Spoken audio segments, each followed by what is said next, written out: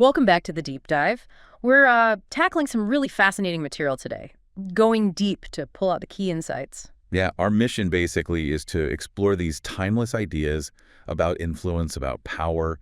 We're looking at some really compelling strategies and real stories, Stories about how people gained power. and how they lost it, sometimes spectacularly. Right. So we're going on a bit of a journey through palaces, tricky relationships, even military campaigns. And it's not just history for history's sake, is it? No, not at all. It's about seeing these fundamental human dynamics, the stuff that still shapes our world right now. What makes people tick? How do they, persuade or even manipulate? Why do some fly high and others just crash? Exactly. Let's jump right in. Okay, so a really powerful lesson right off the bat is this idea: influence comes through seduction, not force.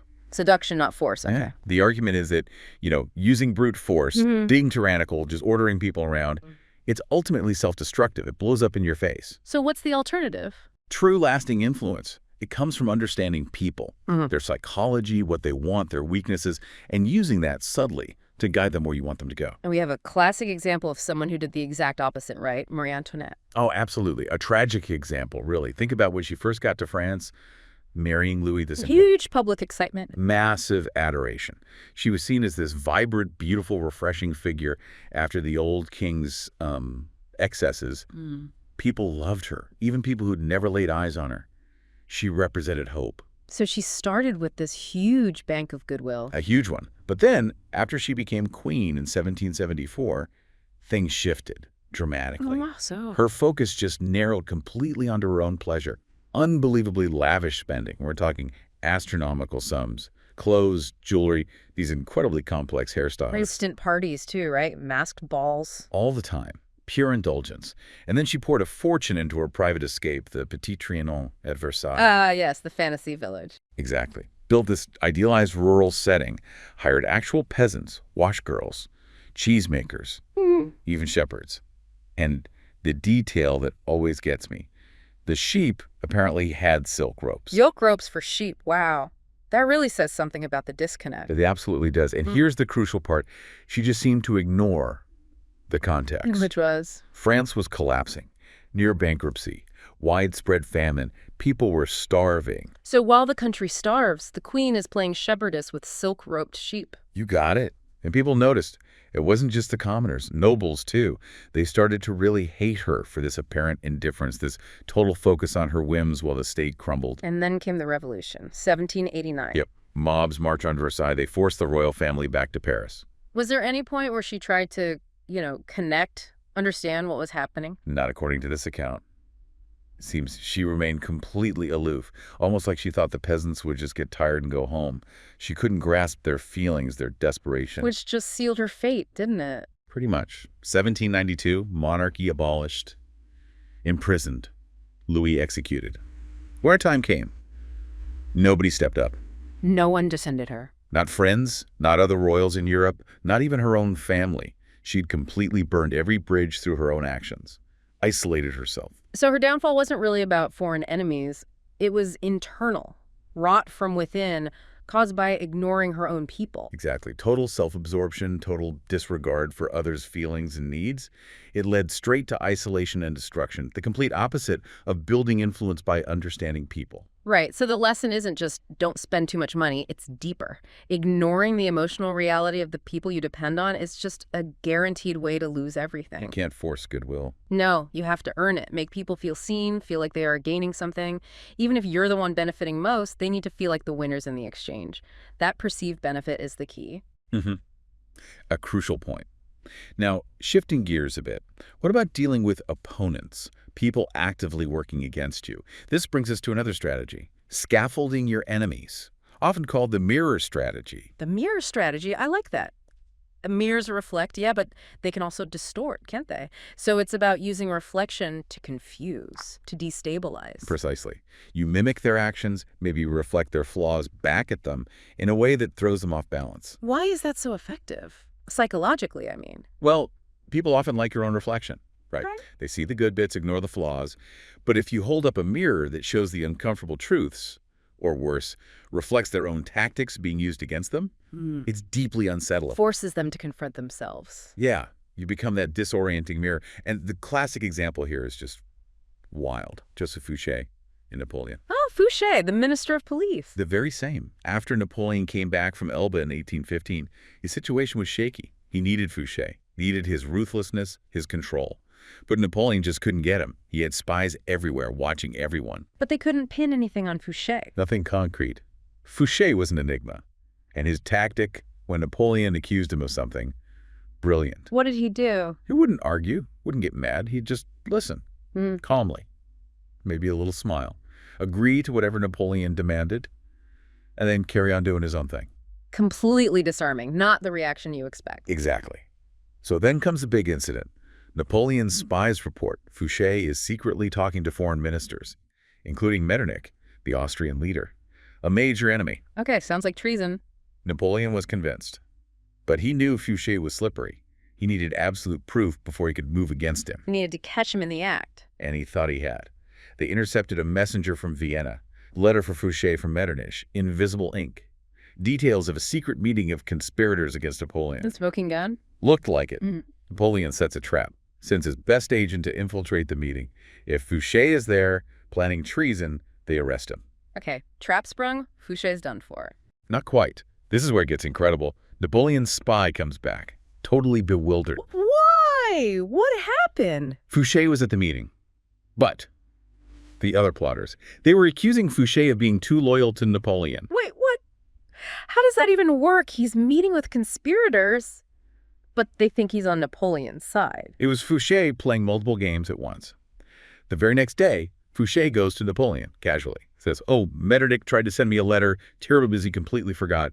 And the messenger, wouldn't you know it, forgot the developing powder. Then he hands the letter over. Just like that. Knowing Napoleon knew. Oh, Napoleon knew he was mocking him. Napoleon exploded. Traitor, execution, all of it. But he still couldn't arrest him? Couldn't touch him. No proof Fouché was betraying him. The plotters thought Fouché was too close to Napoleon. Napoleon knew Fouché was playing games, but couldn't prove current treason. Turns out Fouché had his own network, spying on Napoleon's spies, anticipating moves. He was using Napoleon's own methods against him, the spies, the secrets. Exactly. He mirrored Napoleon's world back at him, but twisted it.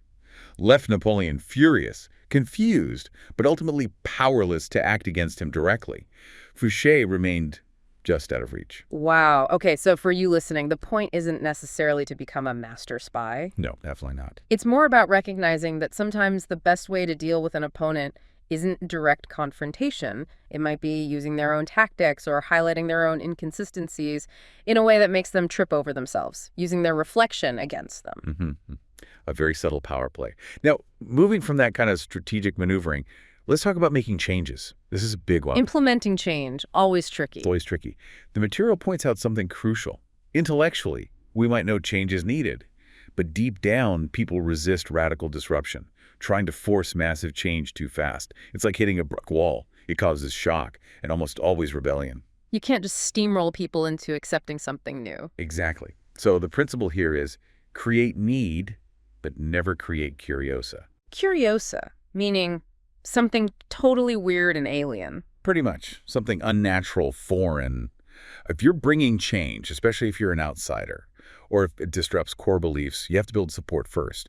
And if big change is absolutely necessary, you frame it differently. Not as a complete break.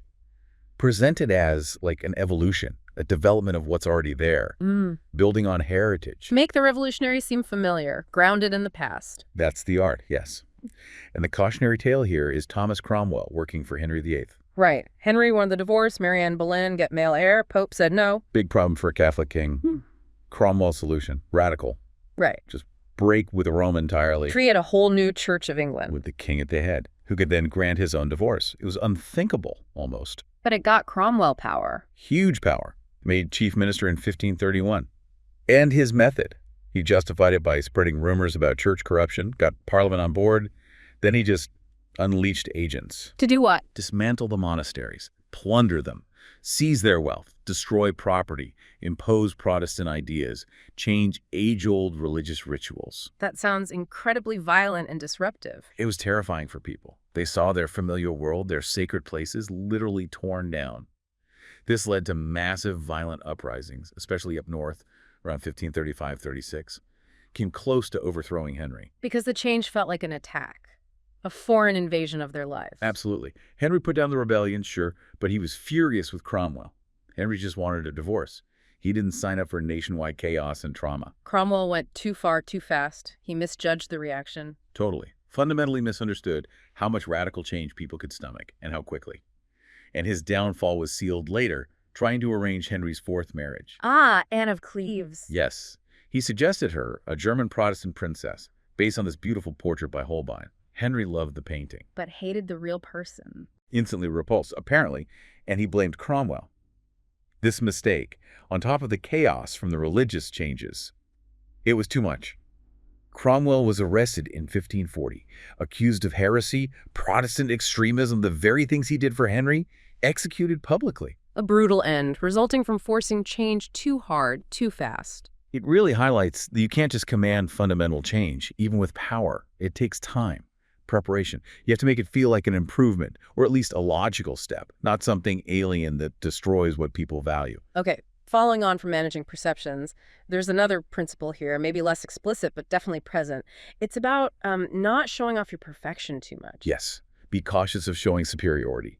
It's a really important, often painful point. Constantly seeming flawless, always succeeding. It's dangerous. Why dangerous? It breeds envy, a really corrosive envy, especially in people close to you. People who see you every day, compare their lives. Your success becomes a source of their pain. It can, yeah. So the wisdom here is actually to deliberately show small flaws. Small flaws, like what? Nothing major, nothing about your core skills or character.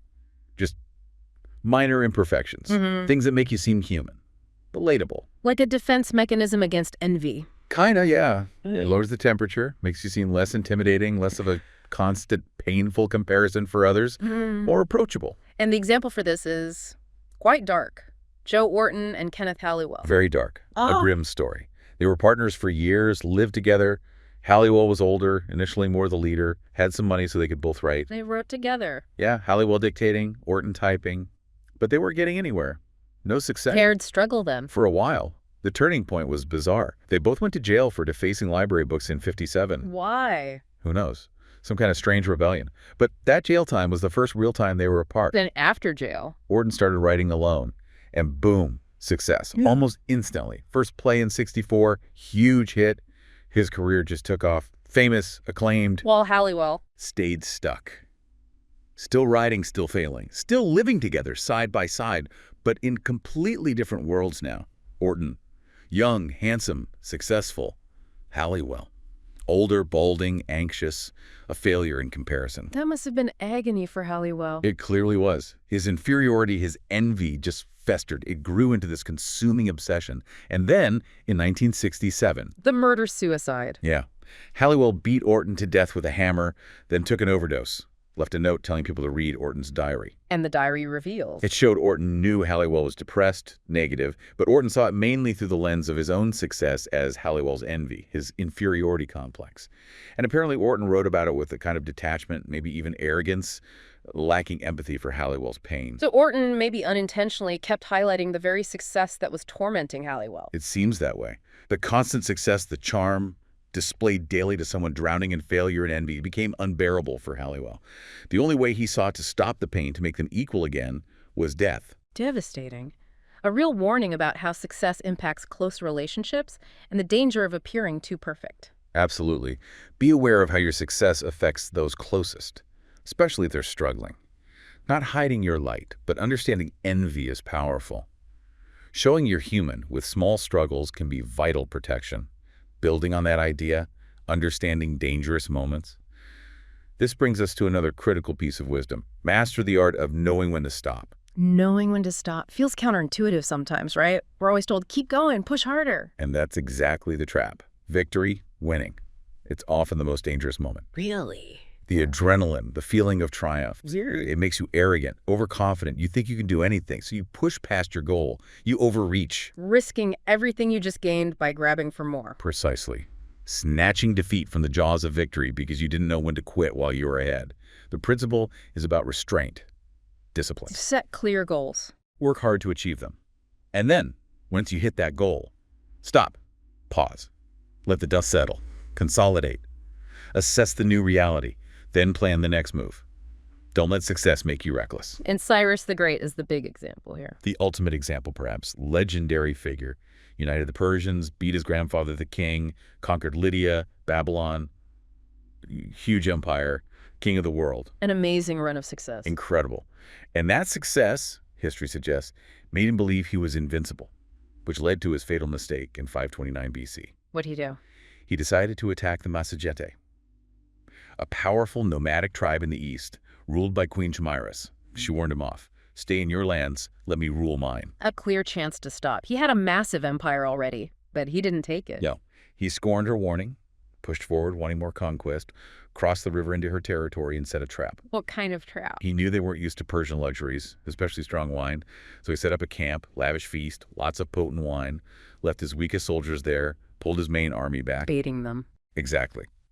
The Massagetae attacked, easily beat the weak guards, then found the feast, gorged themselves, drank all the wine, fell into a drunken sleep. And Cyrus returned. Brought his army back that night. Slaughtered the sleeping soldiers, captured many others, including Queen Tomyris' son. So the trap worked. He won that encounter. He did. But Tomyris didn't react with surrender. She reacted with fury, sent another message. Give me back my son, remember my warning. And she added a vow. If you don't return him, I swear I will give you your fill of blood. Oof. That's a serious threat. Very specific. Oh, thanks. High on his victory, full of arrogance, he just dismissed her. Refused to return the son. And the son. Killed himself out of shame. Which must have enraged the queen even more. Led directly to the final battle. Tomyris led her army herself. Reports say he was incredibly fierce. The Massagetae absolutely destroyed the Persians. Cyrus died in the fighting. And the queen's vow. She found his body, cut off his head, and plunged it into a skin filled with human blood, saying something like, I warned you I would quench your thirst for blood. Wow. A brutal, graphic lesson in knowing when to stop. Absolutely. Cyrus, like so many others, wasn't beaten by a stronger enemy. He was beaten by his own greed, his own overconfidence, born directly from his previous victories. He didn't recognize when the goal was achieved. So for you listening, the takeaway is, success is intoxicating. Be careful. Define your goals. Achieve them. Then pause. Consolidate. Don't immediately chase the next shiny thing. Overreach is deadly. Know when enough is enough. Okay, bringing these threads together, the last big strategic idea we looked at is about adaptability.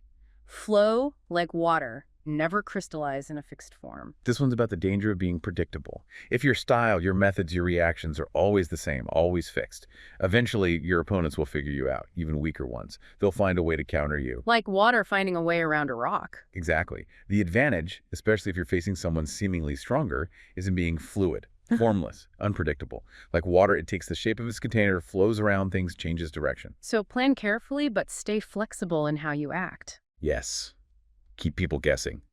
And the Chinese Civil War after World War II is a really striking example of this. The nationalists versus the communists. Right. After Japan lost, the nationalists under Chiang Kai-shek looked way stronger.